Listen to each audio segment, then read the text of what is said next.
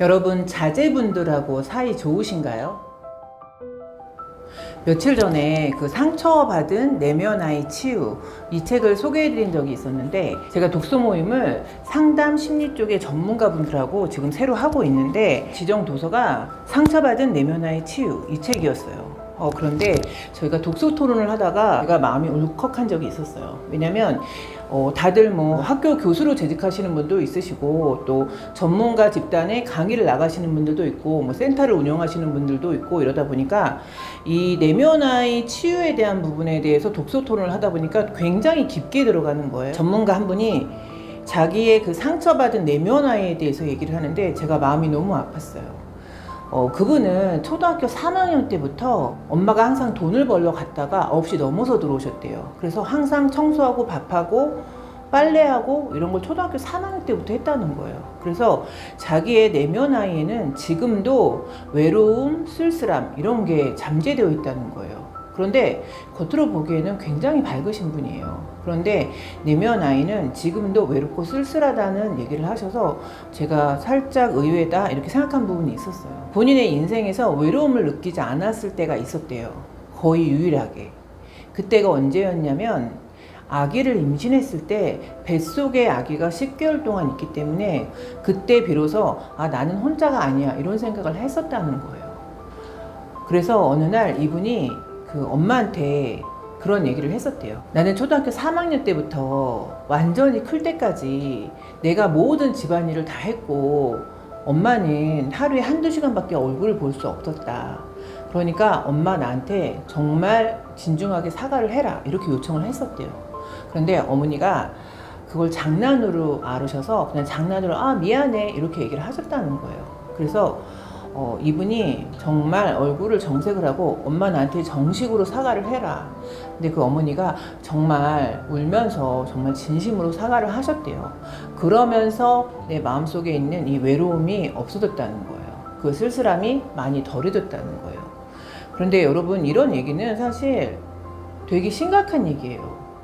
왜냐면 저 같은 경우에도 저희 엄마가 그 어릴 때 그 미니 슈퍼 같은 거를 하셨었어요. 그래서 저도 초등학교 때부터 저희 언니랑 저랑 번갈아 가면서 한 명은 밥을 하고 한 명은 가게를 쓸고 봤어요. 근데 이런 얘기를 하면 제 지인들은 안 믿더라고요. 제가 되게 막 저희 언니랑 저랑 곱게 자란 줄 알더라고요. 그런데 저희도 어릴 때 저희 엄마가 저희 언니랑 저랑 완전히 스파르타식으로 키우셨어요. 그래서 저도 초등학교 때부터 밥을 했어요. 반찬도 만들고. 근데 이거 아무도 안 믿더라고요.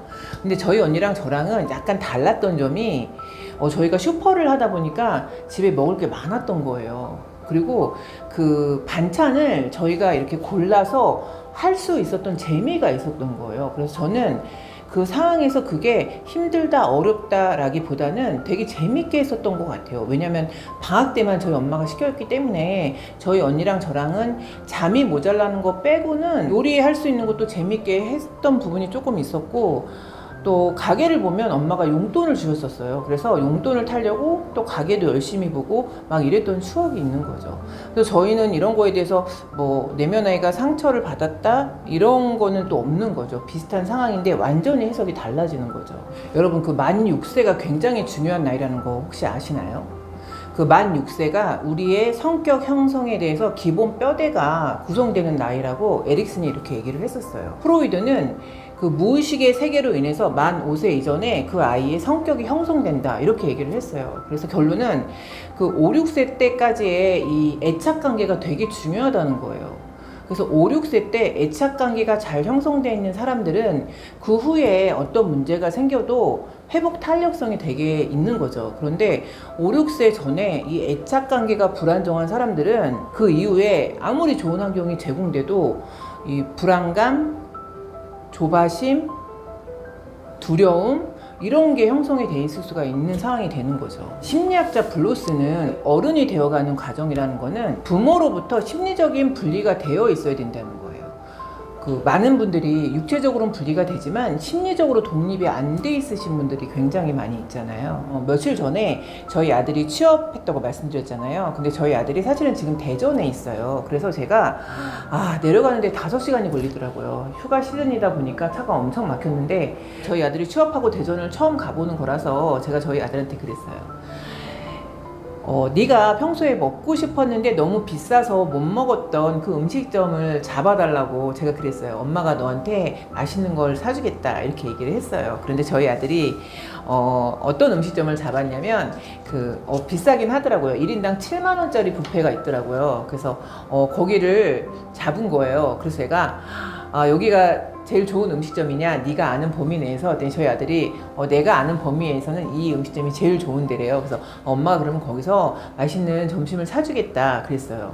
그래서 이제 너무 정말 맛있게 먹어서 뷔페인데 굉장히 잘 나오더라고요. 그래서 굉장히 맛있게 먹었고, 그래서 제가 계산을 딱 하려고 했더니 저희 아들이 엄마 내가 냈어, 내가 계산했어 이러는 거예요. 그래서 내가 너무 감동이 되는 거예요. 저희 아들이 어느새 성인이 돼서 월급을 타서 엄마한테 아주 멋지게 점심을 내는 거죠. 그래서 제가 또 영화를 보러 가자 그랬어요.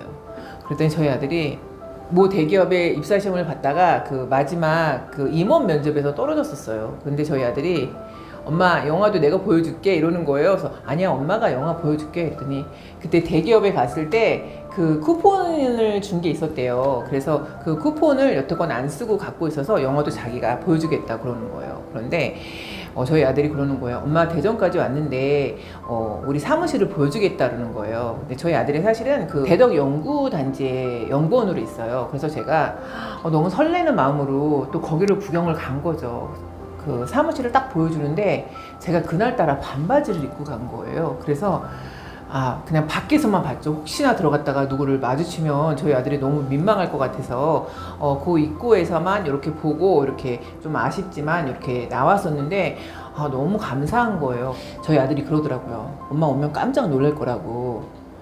왜 깜짝 놀라냐 하더니 자기가 집을 너무너무 깨끗하게 해서 깜짝 놀랄 거래요. 그래서 정말 가봤는데 모험 없이 본인이 그 집을 얻었어요. 그런데 너무 괜찮은 위치에 너무 좋은 집을 얻었더라고요. 그것도 아주 저렴하게. 새색시가 살림하는 것처럼 냉장고도 너무 정리가 잘 돼 있고 집도 너무 깨끗한 거예요. 1박 2일을 저희 아들이 저를 위해서 이렇게 풀로 서비스를 해준 거죠. 제가 너무 행복하게 1박 2일을 지내고 왔어요. 근데 이제 저희 또래들은 거의 자식 교육이나 자식의 진로 이게 다 걱정인 거예요. 저랑 잘하는 지인이 그런 고민을 하는 거예요. 아들이 졸업하고 취업을 해야 되는데 졸업할 생각을 안 하고 자꾸 휴학계를 내면서 음악에 빠져 있다는 거예요. 그래서 보컬이 꿈인 친구가 있는 거예요. 그런데 저는 개인적으로 제가 그랬어요. 그거 얼마나 멋지냐. 그리고 외모도 되게 잘생겼어요, 아들이. 그래서 그거를 멋지게 응원을 해줘라. 그때 아니면 언제 해보겠냐. 저도 저희 아들이 취업하기 전에 너무 조바심을 본인이 얼마나 두려웠겠어요. 그러니까 많이 조바심을 내더라고요. 그래서 제가 그랬어요. 30살까지는 네가 하고 싶은 거 다 해도 된다고. 30살까지 다 놀아보라고. 언제 놀아보겠냐고. 제가 이렇게 얘기를 했는데 저희 아들이 그게 굉장히 크게 위안이 됐었대요. 그래서 제가 그 친구한테도 그 얘기를 했어요. 너희 아들이 학교도 잘 들어갔고 본인 할 거 잘하고 있는데 1년쯤 휴학계 내고 보컬을 하면 어떠냐. 적극적으로 밀어줘라. 제가 그런 얘기를 했었어요. 그런데 그 친구는 그거를 허용을 못하는 거죠. 그래서 저한테 그런 얘기를 물어보는 거예요. 나라면 어떡하겠냐고. 그래서 나라면 나는 학원을 보내주겠다. 할 거 기왕이면 제대로 잘하게끔. 그랬더니 자기도 좀 생각을 해보겠다. 막 이렇게 얘기하면서 조금 생각을 가다듬더라고요.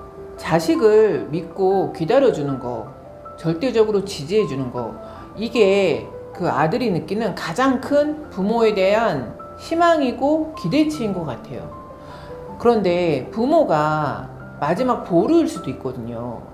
근데 마지막 보루인 부모가 본인을 이해 못하고 본인을 지지 안 해주면 정말 20대의 아들들은 정말 힘든 시간을 보내게 될 것 같아요. 그래서 저는 나쁜 길로 가지 않는 이상은 부모가 정말 20대에 그런 생각을 안 해보면 언제 해보겠어요. 20대에는 정말 자녀를 믿고 절대적으로 지지해주는 거 굉장히 중요하다는 생각이 들더라고요. 그래서 자식에 대한 신뢰 그리고 자기 결정권을 주는 거, 이게 결국은 자식과 부모의 갈등을 최소화시킬 수 있는 길이라는 게 저는 많은 시간과 경험을 통해서 제가 그거는 정말 피부로 느낀 부분이 있었던 거죠. 그래서 부모가 자식에 대한 애착을 줄이고 자식을 놓아줄 때가 된 거예요. 왜냐면 성인인데 성인이 결정하게 놔둬야지, 그거를 부모가 이래라 저래라 하는 거는 정말 자식 앞길을 저는 막는 거라고 정말 생각을 하거든요. 자식을 정말로 성인으로 인정을 해주고